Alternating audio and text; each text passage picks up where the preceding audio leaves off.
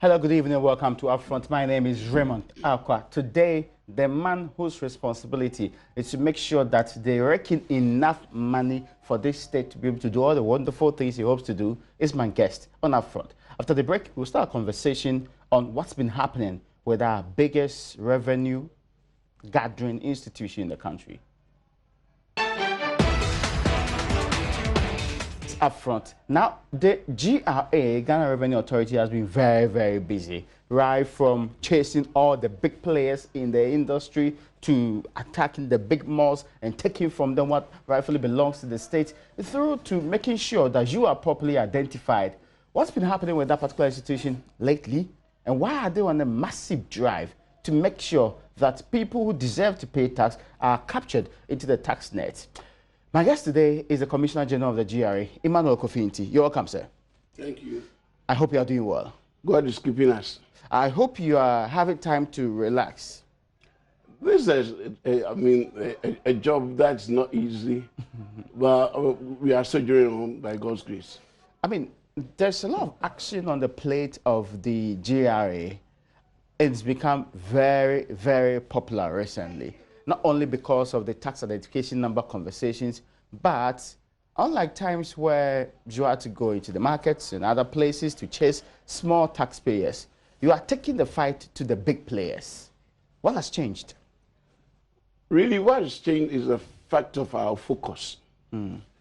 As far as the tax is concerned, it's no respecter of persons.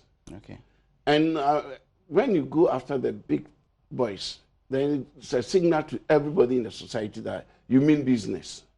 So we want everybody to be tax compliant.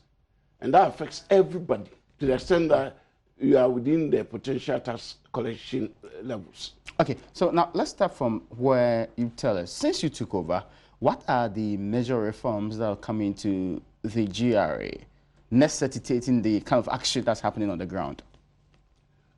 The reforms which we've implemented since I became the Commissioner General include having a paperless regime that was spearheaded by a directive from the presidency. And then we have the cargo tracking notes, which we've had done. Beyond that, we've had the performance management system put in place within the system to get our people to be very involved in the work that they do. I mean, these are some of the things that we've done. Okay. And then deploying the trips, the total revenue improvement systems, processing systems in the whole GRA across the country. These are some of the things which have been able to do within the time I've been at the helm of affairs at GRA. Let me start from paperless. These are not small projects. These are not.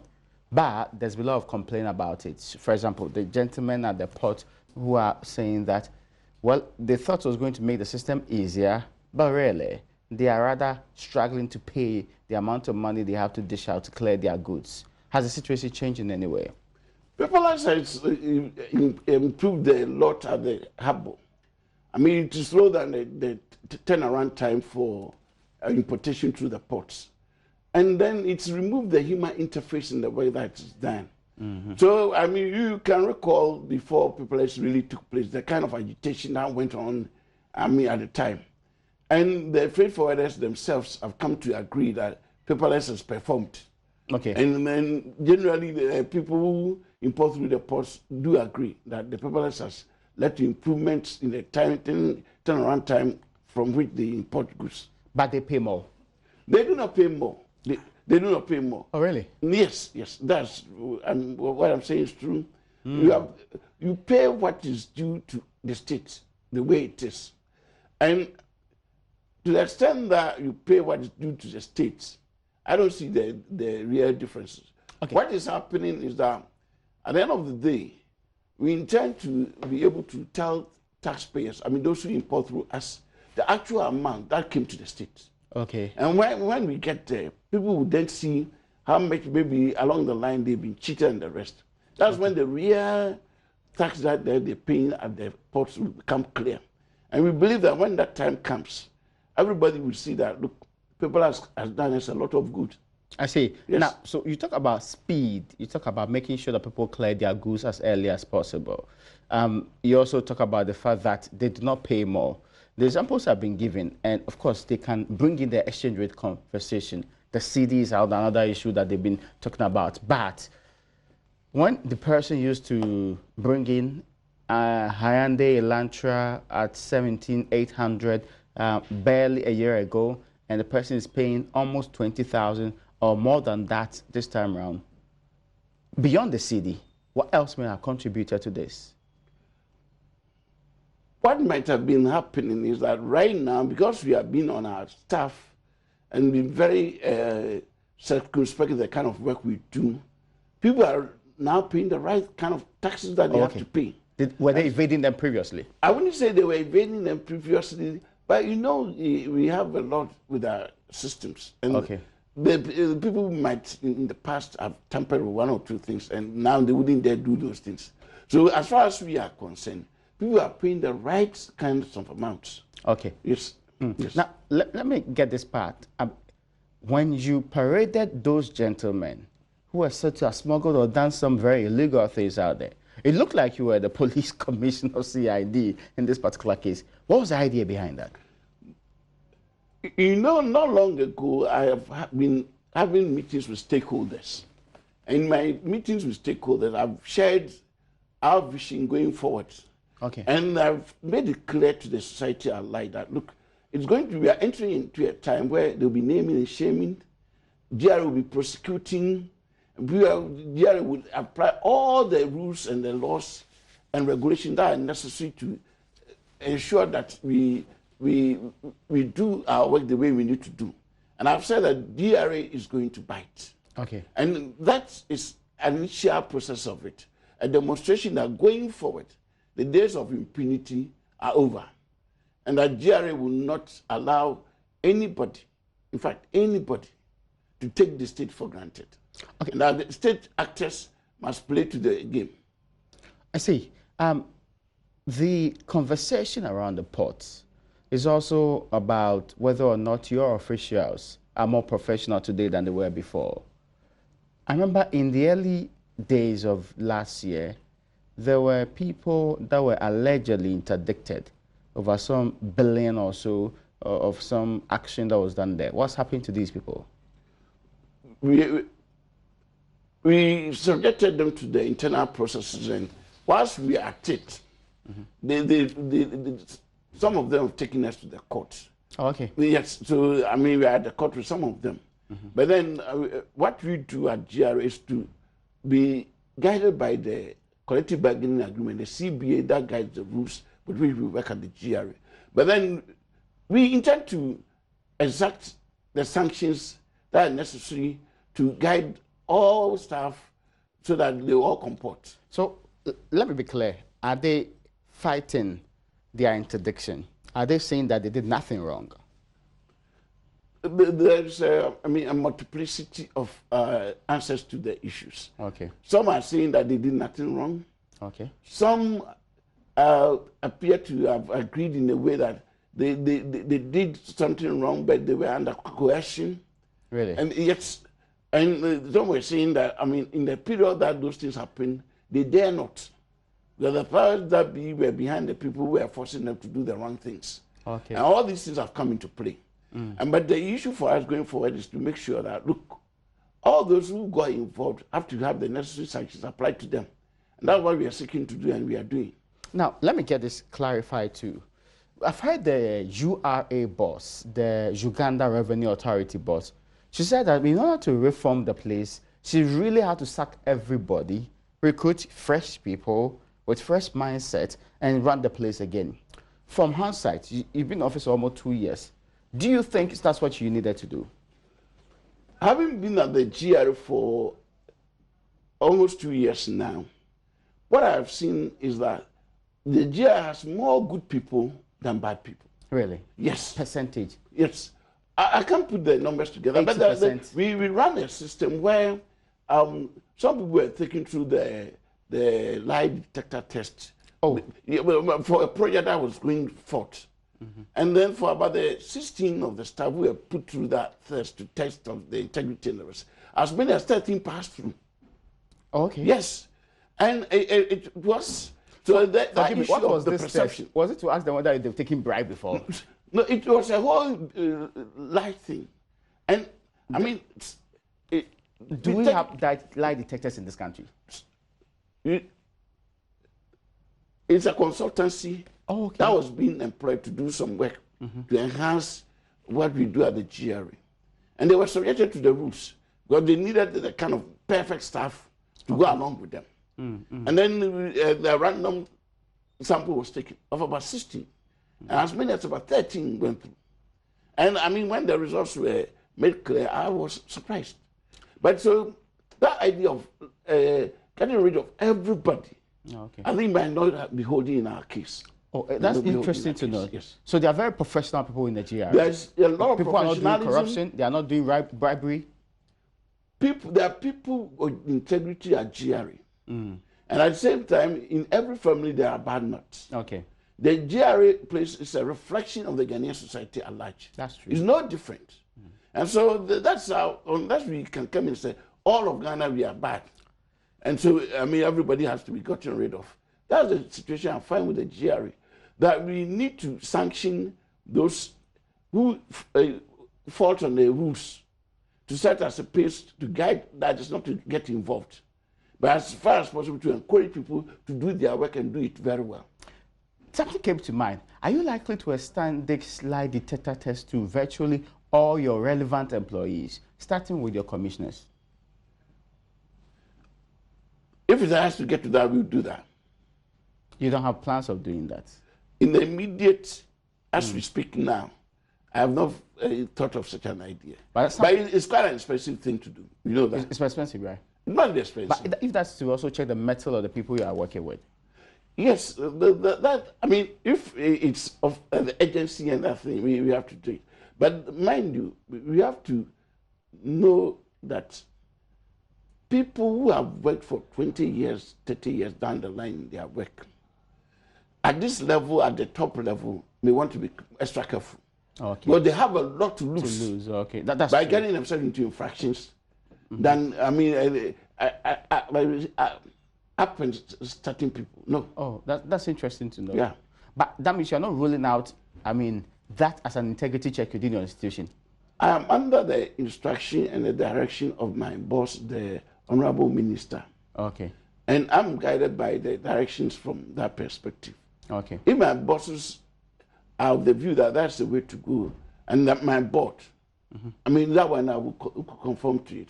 But then, for me, people who've worked like 20 years, they'll be foolish to want to get themselves into infractions. That's interesting to know. Now, let me move beyond this. I don't know. Is this the first time lie detectors have been used in this country? I don't think so. I've not heard of any institution that's used it before. No, it was for a project that needed to recruit a certain breed of people. The best and get the best. And that was it. Okay. Well, now let me ask a different question out of the ports and all of the related engagements there.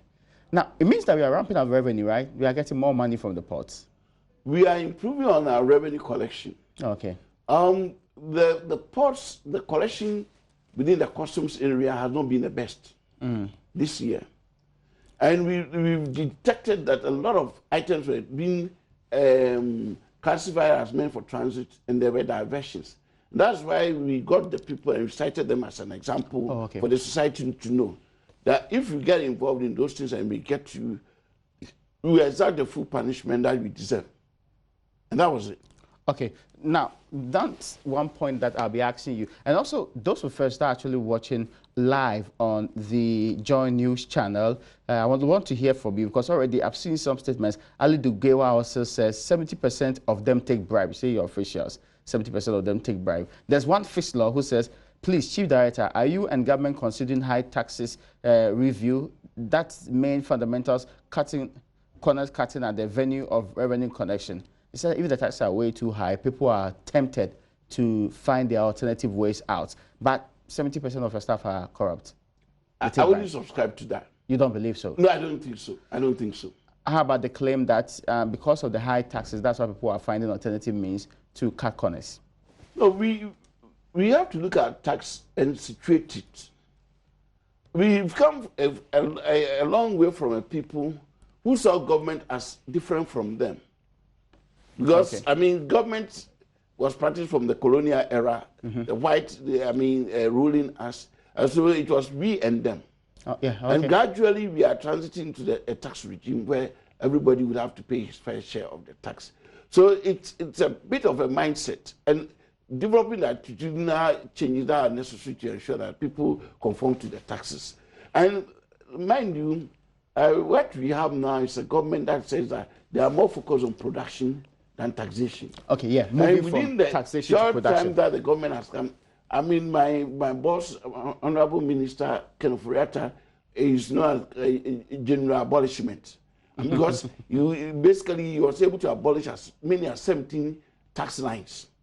And that's so a lot has happened within that terrain to reduce the level of the taxes in the country. And so if you ask me, Kofinti, I'll tell you the taxes that we have now are the lowest for quite some time now.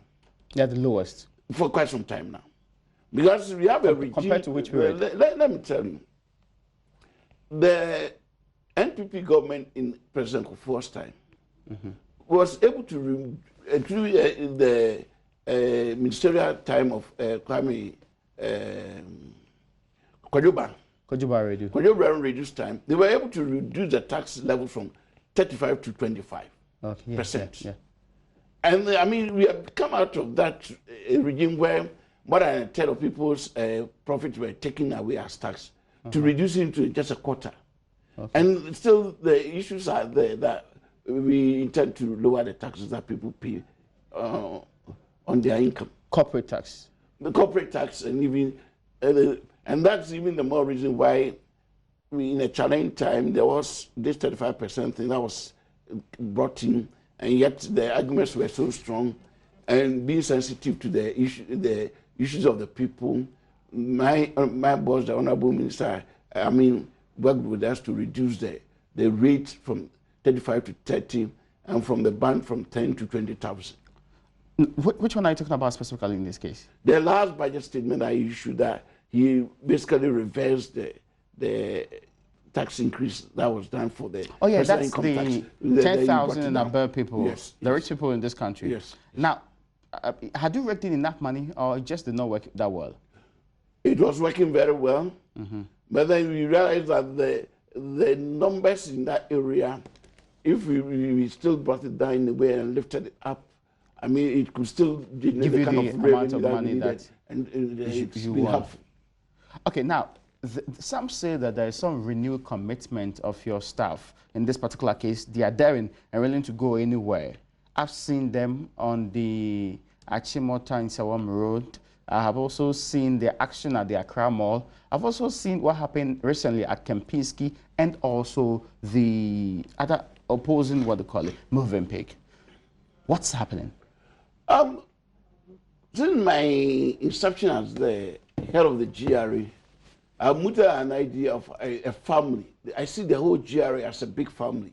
And within the family, everybody playing his part. So the sense of belonging and the need to work together to create the revenue is what has motivated them to go the extra mile to do the things that they are doing. And so it's all part of the GRA's target, and everything is being narrowed down to the staff at the lowest level. So that it's a game plan to get us all involved in the generation of the revenue. And these are the things, and it's like I tell my people that the GRA staff are the royals of Ghana. Because they create the revenue with which the state will runs. Okay, that's interesting. Now, have they been giving more incentives in terms of commission and other things? I've done my best in terms of their conditions of service. Okay. I mean, I've done my best in terms of that. And then because we brought in the performance measurement into the work, and so they are subjected to appraisals and the rest. And we define... Was that not happening before? Not to the extent that we are implementing them now. Okay. So that key performance indicators are driving the offices The offices are being run as cost revenue centers so that the people are made aware to the extent that their cost that's incurred on them relates to the revenue they are generating for the GRA as a whole. So those things, that tying up makes it incumbent on the staff to make sure that they do, end their stay, end their keep. There's this question. You mentioned that there's still a problem with the customs end because of diversion. There's this question from James Yao that says, why worry so much about diversion when goods in transit are covered by bonds from reputable insurance companies? Can't the government simply fall on the insurance companies for the duty involved? Yes, we've started realizing the bonds on the diversion. Yes, but we may be incurring administrative costs in doing so. Okay. And so the key issue is that you have to be very strict on them and set examples to make sure they do not happen in any case for you to get involved and get administrative costs to incur. I know there was a team that's called Revenue Ghana that's supposed to give you stuff, but have you recruited more people since you came into office?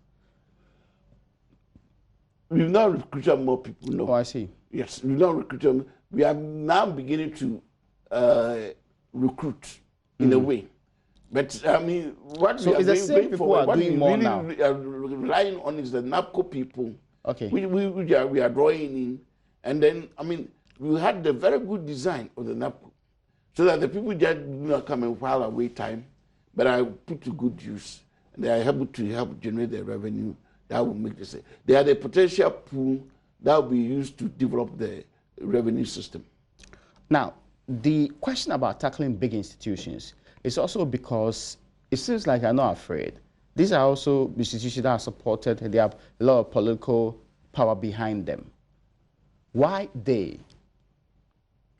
Why they? Because they hold the chunk of the wealth of the state. And so if you want to go after people to pay, it's those who hold the wealth of the state who should be more accountable than the person on the street. So Kempinski, Accra Mall has had its fair share. The third one is also Moving Pig and the rest. Okay. And then the manufacturing, ABL, Guinness, Coca-Cola. Okay. All of those. We've been on all of them. Where next are you going? Where next are we going? I've made presentation, I've said that GRA is going to bite. What we're going to do is that once we are widening the tax level with the thing and the rest, the next thing is getting all Ghanaians to file their tax. File taxes? Yes, that's the rule. When? And by the 30th of April every year, all potential taxpayers are supposed to file their tax. And last year we did it in a slightly big way. We're going to do it in a bigger way going forward. And we believe that in the course of time, Ghanaians will get the message. Ghanaians, when they're outside the country, they're in the UK, they're in the US, they're in Canada and the rest, they rise to pay their taxes. What does it mean? That's a culture. Okay. It's why we want to bring down to our people here. But those countries you mentioned, they see what their money is being used for. There's evidence suggests that their taxes are actually being put to good use. If there can be footbridges on what they call it, on highways that are needed and people die in the process. If people have potholes in their areas and they struggle, your cars get into a lot of problems and they cannot traverse well, they have no motivation to pay taxes, do they?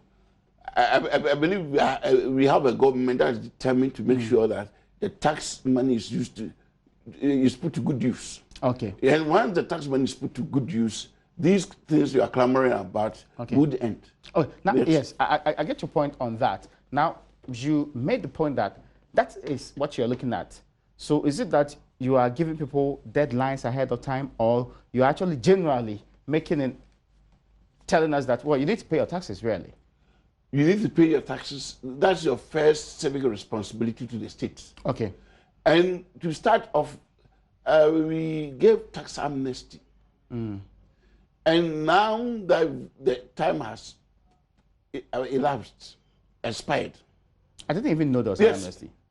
A lot has happened in that area. A lot of campaigns, a lot of... I even came to this place to talk on the tax amnesty. I have held press conferences on the tax amnesty. Commissioner General. People have been all over the place. I am one, yes. And at the risk of sounding immodest, I am one of the most updated in this country.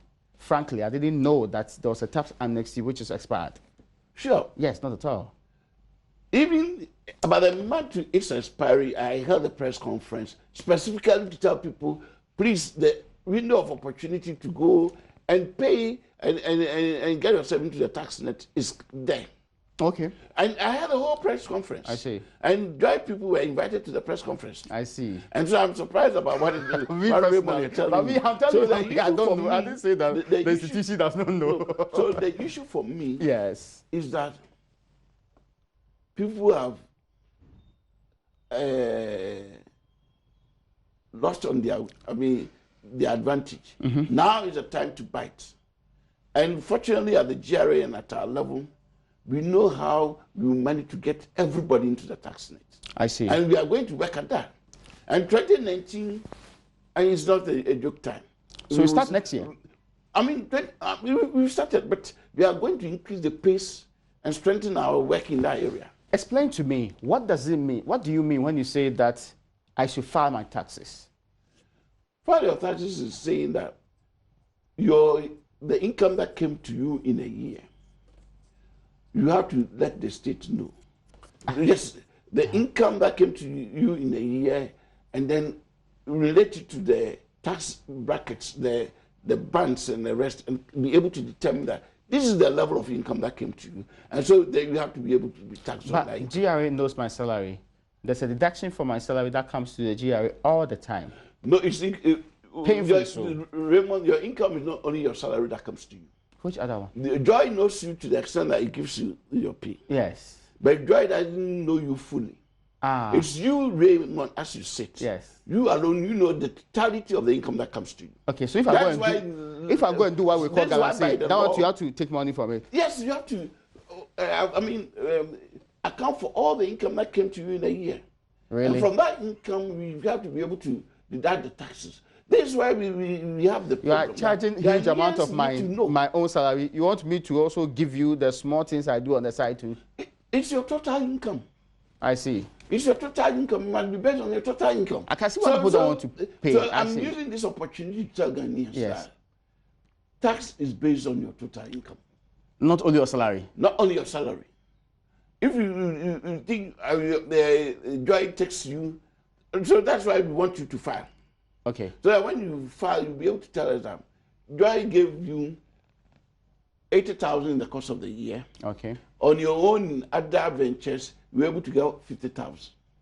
50,000 plus 80,000, you got 130,000. Then 130,000, then the deductible areas, you take them out. And that's what you have to do. Okay. So you have to be able to account for the totality of your income. I see. And not just the payee deduction. No. Payee deduction is only a segment of the income that comes to you. And so take note. And all the listeners may be listening to us. Yeah. We have to tell you that filing your tax is tell the state the total income that came to you. I see. And then pay your fair share of the tax to the states.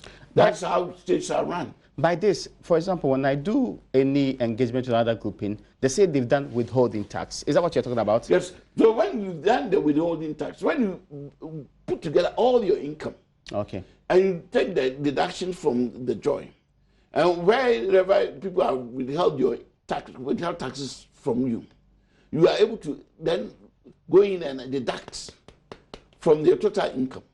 And out of it, you have your chargeable income, and then you will do the final the tax that you will have to pay. And then you tax payable, then you reduce what you have paid, then final tax that is outstanding to you. So when people withhold tax on you, make sure you collect them. Receipts. You collect the receipts. Okay. You get me? I get you. So that if at the end of the day, people have been withholding taxes from, you are having the certificates on them, you use them as a credit against your tax payments. I get your point. Now, there's this question about asking him to visit the offices. And Alidu is the one with the statement here on Facebook Live. Officers' houses to see mansions they have acquired and compare with their salaries. And that's what's being said here. Now, maybe I'm in the formalized sector. How about the market woman? Are you expecting the market woman to also probably show some income levels and get the taxes deducted and file taxes? As far as possible, tax paying is a civil responsibility of every Ghanaian, whether literate or illiterate. I see. Yes, and I mean, you say he's an illiterate, but maybe he's been able to build a house in a year. They are very Meaning rich people that in the that market. year, the house that he built, there is part of the income that came to him. House. But he used his own money to build a house. It's the income that he used to build the house. Yes. And so we have to be able to determine the level of income from which he built the house. And for him to pay the tax that is required of him or her. I think this education is not going down to many people. Tax education is expensive, but we intend to do it very vociferously. Okay, I get your point. Let's take a break. When we come back from this break, I want people to digest this renewed quest for them to pay, to file their taxes. And we'll come back to continue the conversation. You're still on our front here. My guest today is the big man at the height of the tax collection unit in this country, the GRA's boss, Emmanuel Kofinti. After the break, we'll explore more.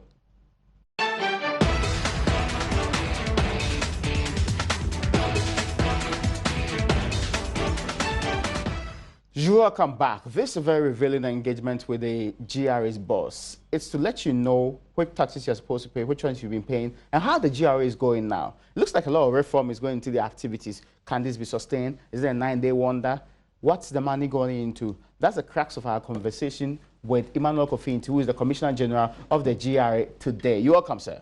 Thank you once again. So it sunk in who ought to pay or file taxes. And you're saying that next year there's going to be some renewed effort in this particular area.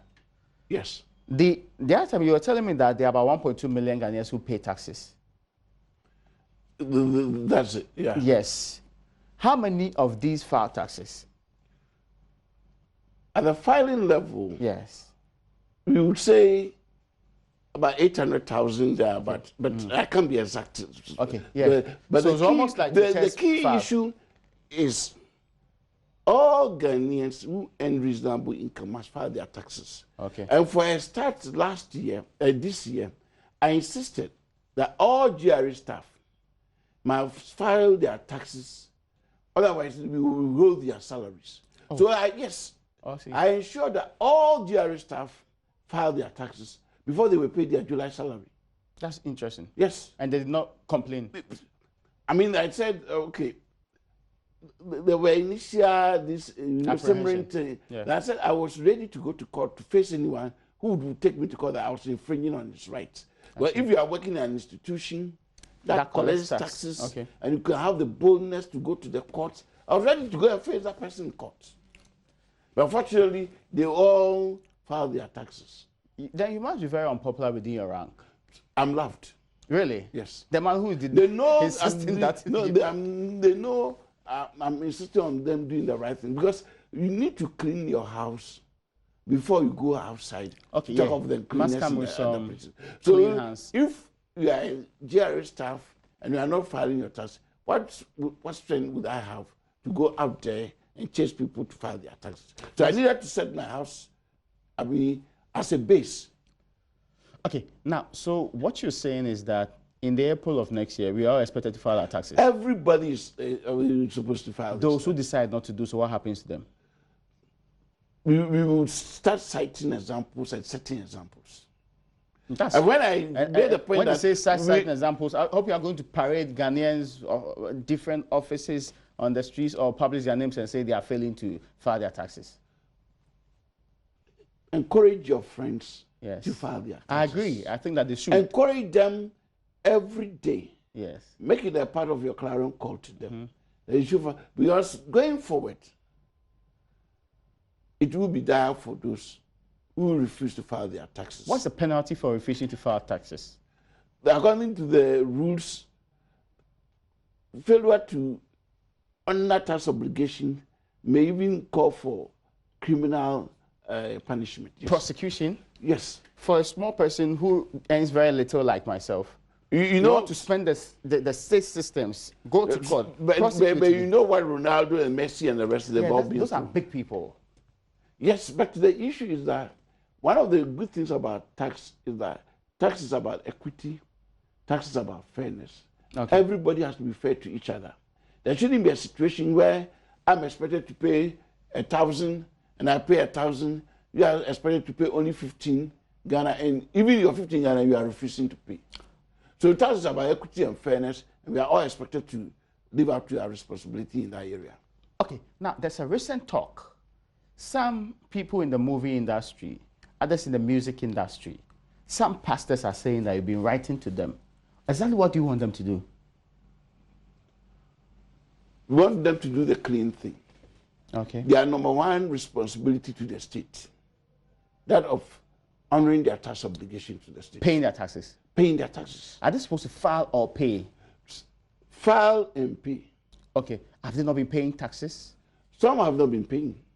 Because I'm given to understand that when they do business, they pay for them. So, for example, if they run a bookshop and all of that, they have to pay taxes. Yes. And they say they've been doing that. So they don't understand the scope of what you're asking them to do. No, no.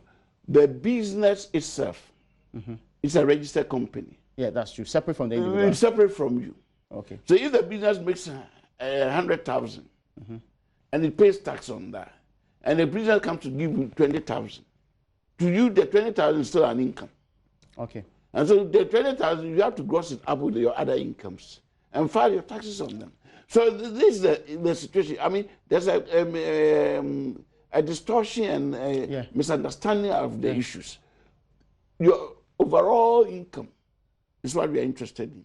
Okay. Tell us what income came to you, and therefore what level of tax you have to pay. If they lie, can you know the truth?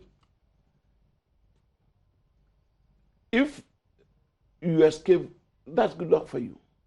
But if we get to see the numbers and we get you, we exact all the necessary punishment that you deserve. Okay, now let me understand this way. For example, for a pastor, the pastor who says that all that I live on is people's donations, not even the offering, because that's God's money. People take care of me. I'm not paid in any way. People give me gifts because they believe I'm a man of God. Should he pay tax on them? That's gift tax. Yes, I know. Yes, you have to pay gift tax. And that one may be considered as, I mean, a small tax. part. Yes. Okay. But then, as a pastor, the income that comes to you, you have to pay tax. We do not tax the offerings and the tithes. No. That's not a target. No, that's never a target. That's never a target because I'm a Baptist. Okay. As I sit here, I pay my tithes. Okay? And paying taxes is our responsibility. And you know, when you go, I had an opportunity to speak at the annual convention of the Baptist. Okay. The Baptist annual convention. And I was saying that, look, when we look at Luke 4:18-19, the first time Christ unscrolled and he said, the Spirit of the Lord is upon me, for he has anointed me to preach the good news to the poor, to set to liberty those who are captive and the rest. Christianity is about lifting people up from all manner of deprivation. And so the church's role was developmental. Yes. And so to the extent that the churches were involved in building hospitals and doing schools, education and the rest, the Ordinance Act in 1949 excused them. Because what were the society going to collect the money for? To do the same thing that the churches were using the monies for. Yeah. So it exempted them. And that is it. So when the churches is doing that for which, I mean, charity issues, then the tax area is not so strong. But when they branch into businesses and the rest, then to the extent that they're doing business, they have to pay tax. And the president, when he spoke the very first time, made a very brilliant exposition in the area. But say they've been paying tax for their business all the while. The business, you pay your tax, your income, you pay your tax on your income. Income? On your income. So yes. Can you really define that? Is it possible you can define the income of a pastor? Why can't we determine the income? The income is what comes to me at the end of the day. Okay. No matter how it came in. Yes. The matter, unless, I mean, you used it for something. If I'm, for example, what they call it, as you said, touched by God to go and give my pastor some money, are you going to tax that too? Is that not an income to him? Is that an income? Is that not an income? Tell me. It sounds like God's specific direction. No. As far as he, as an individual, it's an income to him. I see. Yes. And what has been? I'm rather surprised. Oh, you don't see it that way. I am because of the source. Raymond. Yes. I'm touched by God. Yeah. At the end of the day, every month you get maybe 5,000. I'm touched by God, and I'm come and give you 20,000.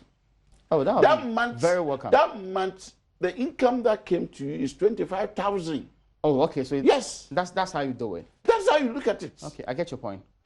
It's an income. Okay, I get your point. Now, let me also get this part clarified. Is it the same for these musicians and other groups? Yes. Yeah, I know. They go and perform. They give them money. They go. It's an easy income to them. Okay. And that's why we are saying that. But they say it's not regular. Look, in the year, when you are doing your tax filing, like in the month, in the monthly form, there's a month that you have 3,000. There will be a month you wouldn't have anything. When you are doing your monthly calculation, but when it comes to the year, the totality of the income that came to you is what you are going to account for. So that somebody's income may be regular. Okay. May be regularly and sequentially received. Somebody may have 3 receipts in a year. The one who gets regular income, 10,000, call it 5,000 a month, for a year has gotten 60,000.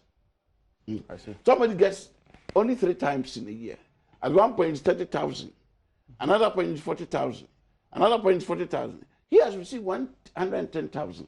And you are telling me that person who received 110,000 for the year because he received the income sparsely. I mean, you shouldn't pay him. But that's the argument some of them are making. They must understand that for the tax purposes, they are assessed annually overall. Okay. And annually, they have to be able to accumulate the income that came to them and be subjected to the tax. All right, I get your point, but there's this question related to all of this. Yeah. There's this part they say that, oh, when I go to perform at a place, the people are taking money from people and they take tax and give it to you. So why should I pay extra tax? What's your beef? What we are saying, yes, the money that came to you, is it not an income to you? Okay, so it's separate from the amount of money that was put together. For example, if they take withholding tax, am I to pay again? Yes, no, you pay to the extent that they withheld that income. Okay. And they make you aware that they withhold your income. Yes. Instead of giving you 10,000, they gave you 8,000. Yes. And they withheld 2,000. Okay. You're going to say that my gross income is 10,000. They have to give you a withholding certificate of 2,000. Okay. So that when you talk of your 10,000, you take the deduction of 2,000 in your annual assessment. Okay. Now, the question that comes to mind quickly is, when are you, and would you ever be able to chase them for it? The same way you can prosecute me, would you ever be able to face a man of God and say, you have defaulted, you ought to be prosecuted? But as a man of God, is he not an individual? Yes, he is actually. And is he not accountable to the state for his first civic responsibility to the state? Yes, he is too. Yeah, at that level, we have to. But we treat them differently. We treat pastors, I mean, because of the respect we have for them. I'm asking whether your men will be bold enough to enter a church and go and do this. If it has to come, you see, let us not create a hypothetical situation so much. Nobody will have the guts to go into a church and go and arrest the pastor. Oh, yeah, of course. You wouldn't stay in the church for 24 hours. Yes, I get so there's an opportunity for us to look at it. As a Christian, the pastors have a revered position as far as I'm concerned. Yeah, I agree. And I revere them. But then, what is their responsibility to do? They have to do.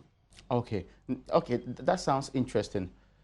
For them, is there also a deadline for implementation? Or is everybody April next year? Everybody April next year.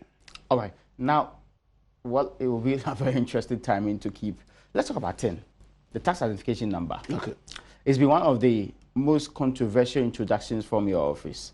To be clear, I was just talking about early on when my banker sent me a message that I needed to update my records so that I'll still be able to use the account in this case.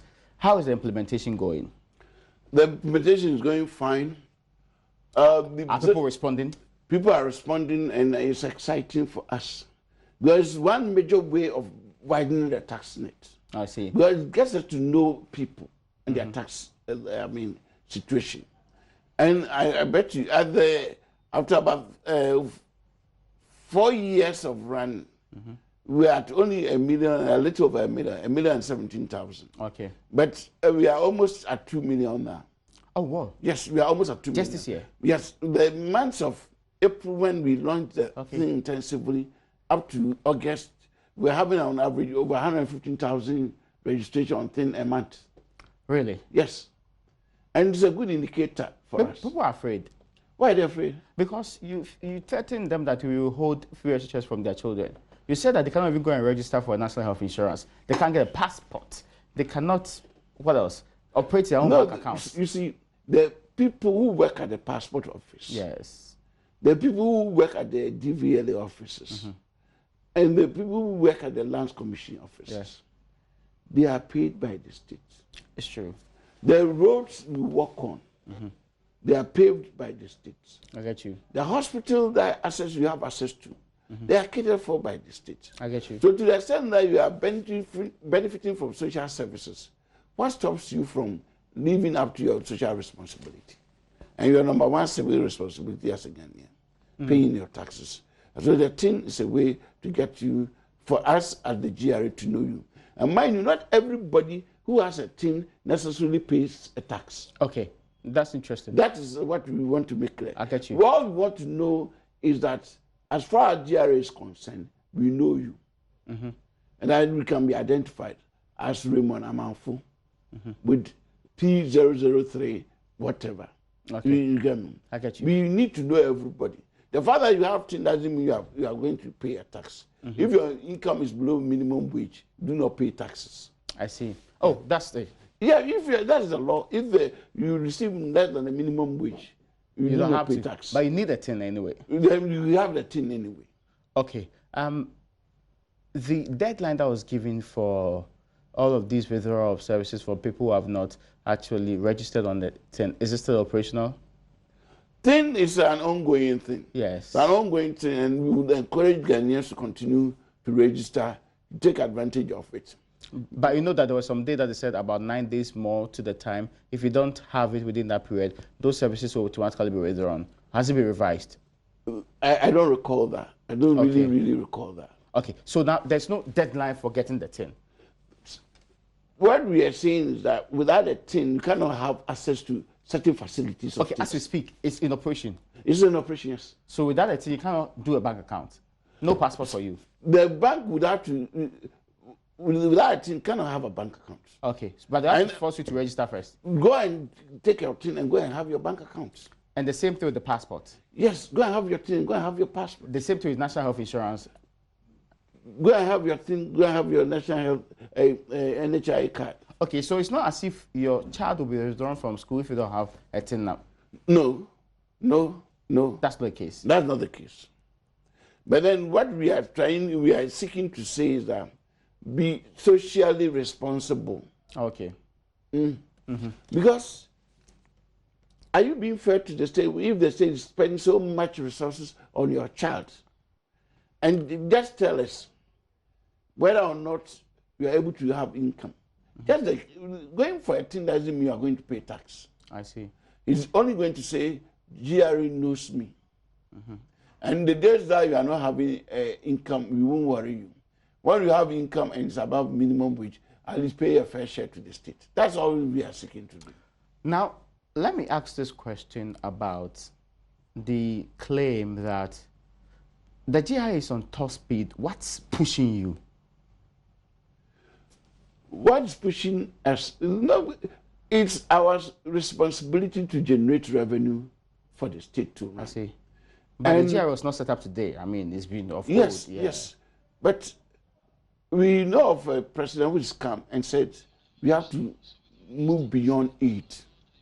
When the president says Ghana beyond it, it means that we have to be self-dependent the more. And which area best suits it is for us to generate the domestic revenue to allow the state to pursue its infrastructure development and the rest. And so that is it. I'm happy you mentioned infrastructure development. Are you expecting massive opposition? One, are you expecting people to get up and say, no, the GRA is really choking us from 10 to insisting on tax stamps to making sure you crack down on people who are not paying the right taxes and all of that, are you not incurring the wrath of the people? No, what we're trying to do is that the taxpayer, from the GRA perspective, is a customer. I see. And so it's in the way we speak to them, the way we relate to them. To the extent that they are following the rules, we want to encourage them. If there are, there are infractions, we deal with the infractions. And what we are also doing is to increase the level of tax education and engagement with the society. And as we engage the society more and they understand us more, and they begin to appreciate that taxes, without taxes, no state can run, and they live up to it, the state gets better. And that's why when we launched it, we said taxes are our future. Okay. Without a good tax base, how do we run the country? And mind you, we need to owe our sweat as a people. If we do not pay the taxes much, we end up taking loans from other countries. And we'll be paying huge interest on the loans. And when it's like that, we do not owe our sweat. We're sweating for others. Yeah, that's true. Because we're working for them. We'll be working for other people, literally. So let us have a mindset of paying our taxes so that the state can do the thing that the state needs to do, and we didn't need to go and rely on outside, loans to do the thing that we need to do. Indulge me to take a couple of these questions that were asked through the Facebook Live. And Ali Dunuhu says, please, your officers at airport are also taking too much bribes from people. They took 1,000 from me last year when I was traveling to Dubai. And Fixed Law says, you bought $5,000 and paid $8,000 as duty at port. And why are we okay with that? This will not stop bribery. It says, until technocrats and policymakers come together to critically assess the cost of taxing in the country's ports, payers will always find least opportunity to invade or beat it. Kwakudia says, I would like to know how far with the missing kilos. And there's a question about taxes are being paid because the system is said that you cannot evade it. What about Ghana? Is the system well established for the work it's supposed to do? Okay, this one says, good use. We don't have good water, but government wants to use our taxes to build a cathedral. That's by Alidu. And there's this question about, John Bambio said, I feel the GRA is up and doing this time around. They are really serious this time around. I hope they sustain this renewed vigor. Alidu has a question about Al-Hassan Idrisu says, what about those petty traders who sell in the market? How would they pay tax? And how would they still pay the market tolls they pay now? What about those who receive income support from relatives abroad? And there's a question about, MPP in opposition says they won't tax Ghanaians. Today, the taxes imposed on Ghanaians are unbearable. Suleiman and Musa brought in that question. And Sani says, every Ghanaian has to pay their taxes, as the minister is saying. Then what's the benefit of paying those taxes when you are discussing? I get to understand every Ghanaian has responsibility to pay some of these taxes in the country. Now, there's a question from Enhin, who says, when you see a head of government agency boldly telling you you deserve more than 13 air conditioners in his bedroom, and the government itself insisting on blowing our taxes on municipal priority projects such as National Cathedral, there can be no motivation to pay taxes. Response to this, briefly. Yeah,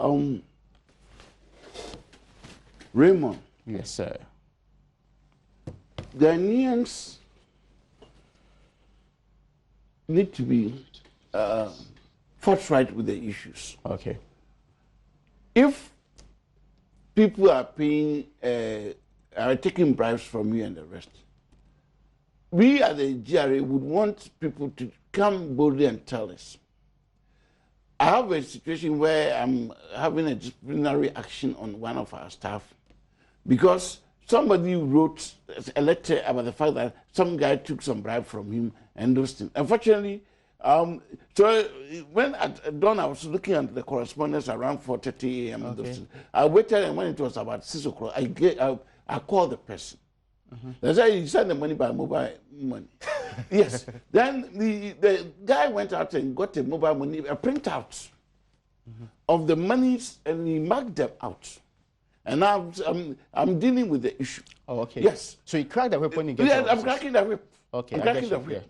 So when certain things come to my notice, I will deal with it.